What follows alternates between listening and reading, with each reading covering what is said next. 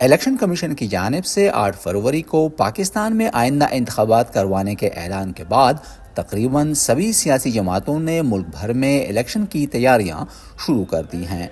پاکستان مسلم league نواز کے قائد نواز شریف سیاسی سرگرمیوں کی قیادت کے لیے حال ہی میں وطن واپس لوٹے ہیں۔ مسلم لیگ نون کا کہنا ہے کہ چونکہ لیول پلینگ فیلڈ کا ان کا دیرینہ مطالبہ پورا کر دیا گیا ہے تو وہ انتخابات میں حصہ لینے کے لیے تیار ہیں۔ ہم اگلے الیکشن کی بھرپور تیاری میں ہیں، مینیفیسٹو ہم اپنا منشور لکھ رہے ہیں، ہماری لیڈرشپ جو ہے پولیٹیکل الائنسز اتحاد بنا رہی ہے اور مختلف علاقوں میں جو پارٹی کے اندر کے ایشوز ہیں ان کو ہم سیٹل کر رہے ہیں اور سوچ سمجھ کے ٹکٹ دینے کا عمل ہم کر رہے ہیں۔ تو ہم نے جمہوریت کے راستے میں پچھلے سال جو 5 قربانیاں دی ہیں اس کے لیے ہم نے سرخرو ہو کے آئے ہیں اور اگلا قدم اٹھانے کے لیے ہم تیار ہیں۔ دوسری جانب روایتی طور پر اسٹیبلشمنٹ مخالف سمجھی جانے والی سیاسی جماعت پاکستان پیپلز پارٹی کا موقف ہے کہ فوج، عدلیہ، بیوروکریسی اور سیاستدان اگر اپنے اپنے دائرہ کار میں رہتے ہوئے صاف، شفاف اور منصفانہ انتخابات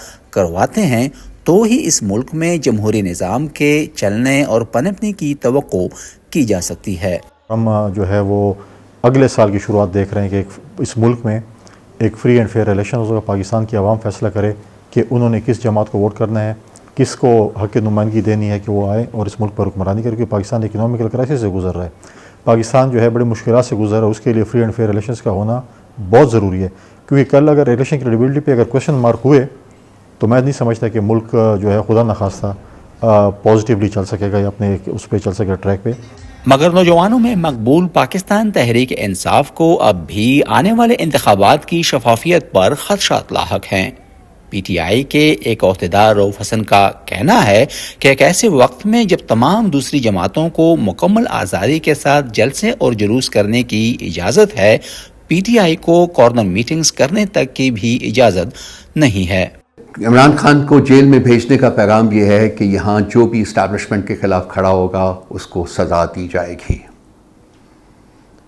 میری کنٹینشن یہ ہے کہ پاکستان کے 76 سالوں میں 2 قسم کے رولز رہے ہیں، ایک ڈائریکٹ ملٹری رول رہا ہے، ایک انڈائریکٹ ملٹری رول رہا ہے۔ اس وقت ہم اس ایک انڈائریکٹ ملٹری رول کا جو ٹینیور ہے وہ گزار رہے ہیں، لیکن انفارچونیٹلی یہ شاید ملٹری رول سے بھی زیادہ لیتھل قسم کا ٹیرر جو کہ کر رہا ہے۔ سو بالکل کلیئر ہے میسج کہ آپ ہمارے تابع ہیں، ہمارا حکم مانیں گے، اور اگر آپ ہمارا حکم نہیں مانیں گے تو آپ کے ساتھ یہ ہوگا۔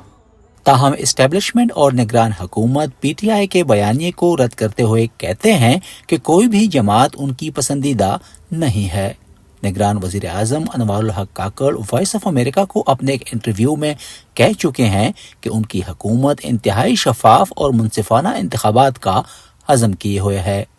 We should commit ourselves to the utmost transparency. میں یہاں یہ کوشش کر رہا ہوں کہ ہم انتہائی شفافیت کے لیے اور تمام فریقین کو انتہائی مساوی مواقع فراہم کریں، لیکن اگر اس کے بعد بھی ہم پر تنقید کی جاتی ہے تو ہمیں اس کی فکر نہیں، اور جہاں تک کسی مخصوص سیاسی رہنما کا تعلق ہے تو بالخصوص میں نے انہیں قید نہیں کیا، اور حقیقت یہ ہے کہ اس حکومت نے بھی ایسا نہیں کیا۔ اگر کوئی ہنگامہ آرائی، آتش زدگی یا دیگر سرگرمیوں میں ملوث ہو تو انہیں عدالتی کارروائی کا سامنا کرنا پڑے گا، اور جو بھی فیصلہ آئے ہم سب کو اسے تسلیم کرنا چاہیے۔ بیشتر سیاسی رہنماؤں کا عمومی طور پر موقف رہا ہے کہ انتخابی عمل کا تسلسل جمہوریت کے فروغ اور استحکام کے لیے ضروری ہے، لیکن جمہوری نظام کی صحت کو مانیٹر کرنے والے اداروں کے مطابق اس کے لیے خود سیاسی جماعتوں کو بھی اپنے اندر جمہوری مزاج کو تقویت دینے کی ضرورت ہے۔ نذر الاسلام، وائس آف امریکہ، اسلام آباد۔